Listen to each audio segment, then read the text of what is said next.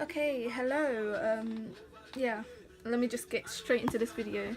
So my name is Joanna Da Silva, obviously, and this is probably going to be my first video. I don't know why. I can't be asked to make like an intro video.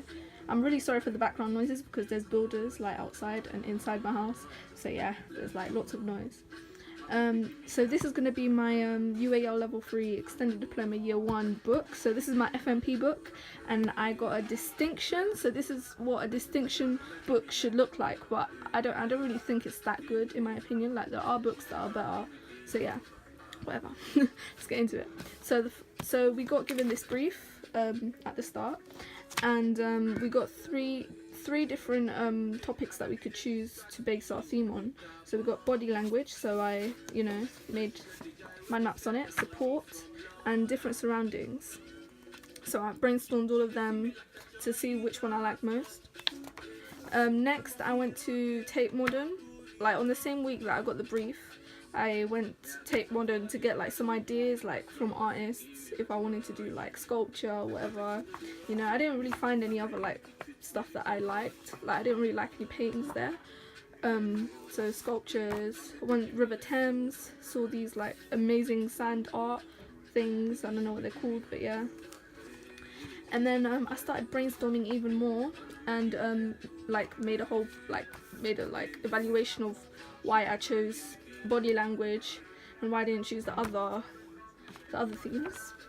I was more like leaning towards body language because I wanted to do something with pregnancy. So yeah. So I researched on Alison Lambert, did some things in her style. I did this chalk kind of thing on a background of Harry Potter book that I ripped out. Rip up your Harry Potter books, guys. It's all for art. I used Illustrator to make this. This is supposed to be this guy here, but it doesn't really look like him, to be honest. Did a drawing, used tracing paper and drew that, acrylic hands. And then another artist that I really liked the way like the faces aren't really showing, and how like it's like the inner like emotions and the inner like problems that people have are shown. So like yeah, I really like the way this artist does this, and I like the way he does stitching also. So I tried something myself on Illustrator. I don't really like it, but yeah, let's just leave that. I mind map sorry about that. I can't talk. Oh my god. I did a list of like random things I want to do. So feminism, mind mapping, stitching into me, FMP. I mean not what? FGM, sorry, abortion, all of that. And then I did a brainstorm on stitching because I was inspired to do stitching, but I didn't really do that much on stitching, to be honest. I'm talking a lot. Oh my gosh. I got some random pictures related to pregnancy and just stuck it in, and then because I'm doing body language, I thought like internal organs, because body language is not only like what you see on the outside, it's what's on the inside as well. So yeah, like the liver, stomach, brain, heart, lungs. I really like this. Yeah, used watercolor for this. And then I found Helen Chadwick, and she uses like actual meat and like hair in her work, so I was inspired to do my own, which was really disgusting. Don't judge me from this. This is really disgusting. I wouldn't advise you to do this at home. So I got some chicken breasts, and they were all diced, and I just stitched them together into to form like a figure of a person. It was really disgusting. It's not horrible. I didn't like it. But yeah, look at that. Ugh. And then I wrote about the process and what I liked, what I didn't like. And then I found Manny Robertson, and he basically, in his work, he basically is trying to show how depression and anxiety clings to a person. So like this is like the depression, like the depressive and the anxiety kind of side of the person, and it kind of clutches into them like through stitches, and that's really like, I don't know, I really like the way he did that, so I researched on him. Yeah, and then I tried it on myself and I didn't like it. Don't judge that. That is horrible. That is actually horrible. Yeah. And then I had to write my project proposal. This was my draft, and then this is my actual one. Yeah, I just put it in my book. And then I researched into celebrities who adopted, you know, because that's kind of important. And then I looked into Frida Kahlo because she had like a past in like abortion, not really abortion, but like stillbirth. Well, not really stillbirth, but just like miscarrying a baby. And I really liked like her story on like the meaning behind her pieces. That was like really good. And this is really horrible. Don't judge. Oh my god, that was so rushed. And then I looked into more complications. So when babies start life in rehab because their mum is like an addict. So you know, the baby is an addict. So when they're born, they have to go to rehab. It's really fucked up. And then I researched even more umbilical cord issues. You know, failure to progress, all of that. And then I thought about like not really going into pregnancy because I couldn't really think of like a final piece I wanted to do. So I was like, okay, let me add support to it, and then I could add like mental health. So like I was thinking about body language with support to make one theme. Yeah, basically there's nothing on this page. See, like most pages is just empty. Oh my days, this is my favorite artist. Oh my god, Kwang Shin. Wait, Kwangho Shin. Yeah, Kwangho Shin. This is my favorite painting I've done. I love it. I really like, again, I like how the facial features aren't really shown. Like it's just like the inner core of a person, and how like what they think, what they feel, or like their emotions, you know. It's mostly expressionism. And in this one I zoomed into her lips, but it wasn't really like the same. I was just trying to do it in a different, like in my kind of way. And I did a larger scale piece. And then to link it back to pregnancy, I did this. It's really horrible, but you know, just to link it. And then I used the palette and made it into like a figure shaped thing. Yeah, whatever.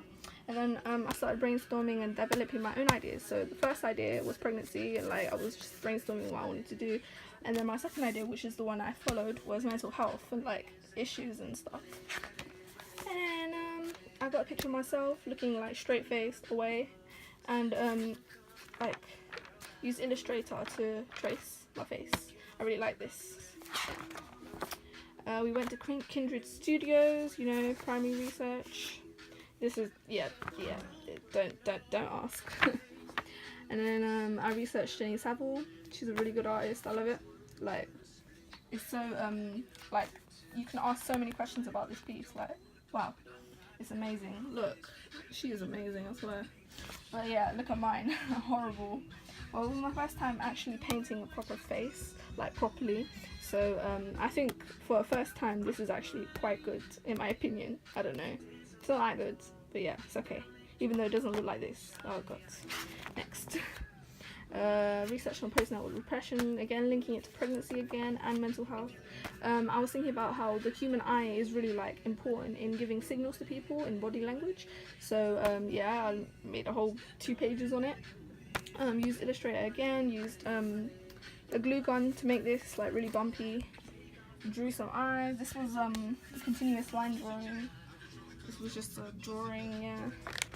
These are my eyes, yeah. Lovely. And then I researched into mental health, obviously, because this was going to be my theme, under body language, of course, and just like, yeah. Even more in-depth research into history. This is secondary sources.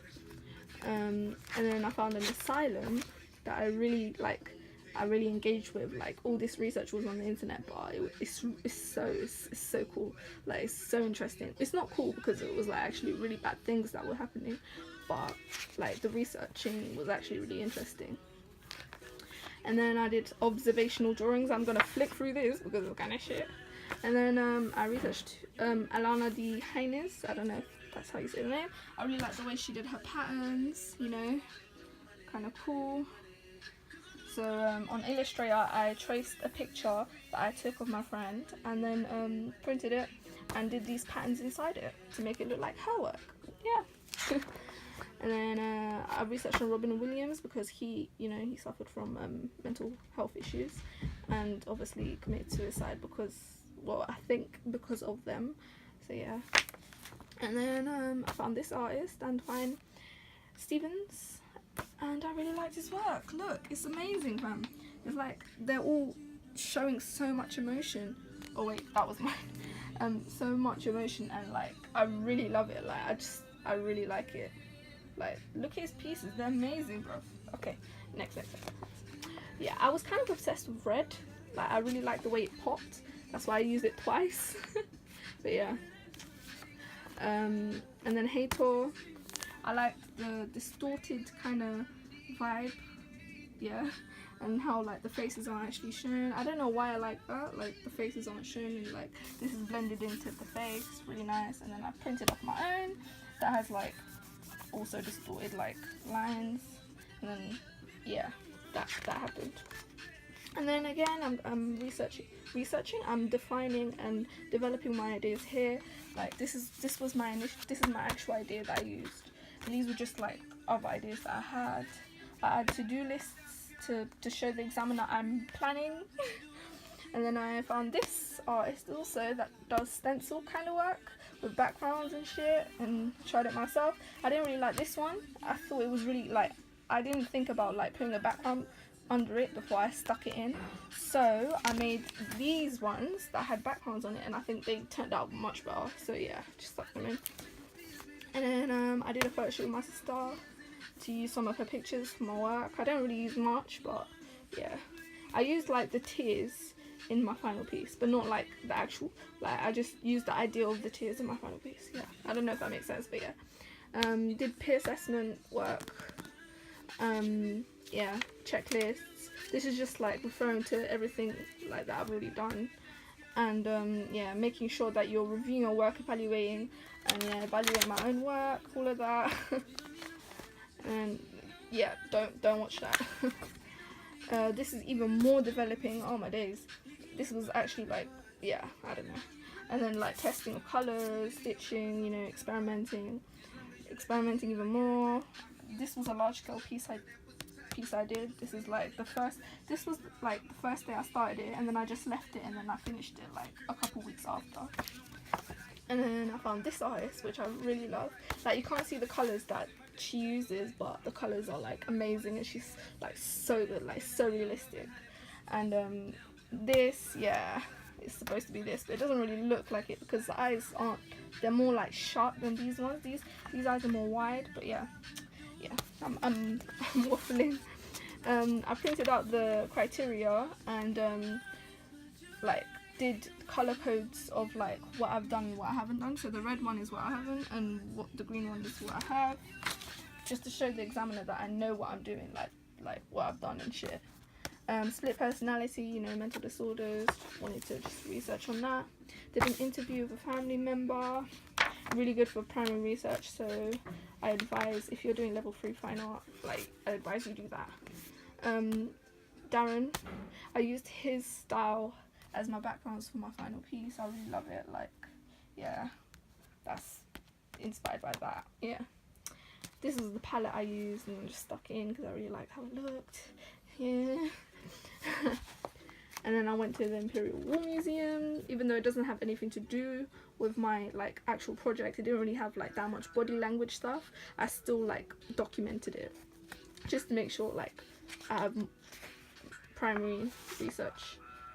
And I found these in Imperial War Museum, which is actually really lucky of me because, yeah, this was actually like one of the prosthetic like things that was there. I don't even know if that makes sense, but whatever. And these are the ones I made. They look horrible, I know. This looks horrible. This looks horrible. I like this one, but these, yeah, no. This is just like researching disfigurement. And then from the organs that I drew like in the beginning, I had the cutouts, so I was like, what can I do? So I just put them here, like cut different pieces out of them and then dabbed paint on it, and I really like the outcome. Like, I think it looks kind of cool. But yeah, that's just experimenting. And then even more fucking developing. Oh my days, I did so much development work and planning. So yeah, this is just planning my final pieces really. And yeah, that's basically it. And then I did even more artist research because my teacher said I didn't have enough, so I got even more. And then I did some experiments on canvases that my friend helped me do. Katia, thank you very much, you're a lifesaver. Oh, are you sticking? Okay, even more, just experimenting. And then because I didn't have time at the end to like set out the pages, I just did presentations on it and printed out and stuck in, like, yeah. And then this is the final thing.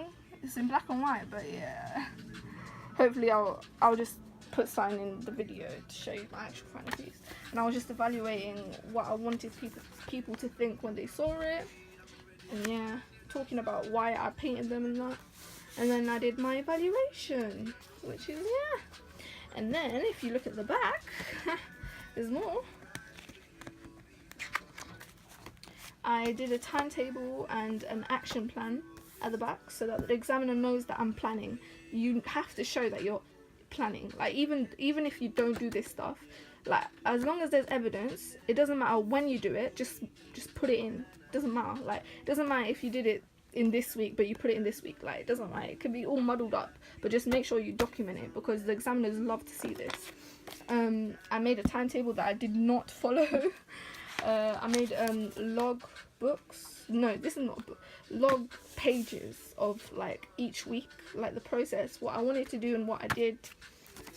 So I did 3 of those, and then I did like a little pocket and, you know, timetable stuff. And that's basically it, man. This is basically what a bloody distinction book looks like, apparently. But this also goes along with my other unit. So this is unit 9. There's whole other 8 units. So yeah, that's basically it. I hope you guys enjoyed. I hope this helps. And yeah, good luck if you're doing level 3 art and design. Peace. Don't switch on me, I got big plans. We need to forward to the islands and get you golden on spray tan.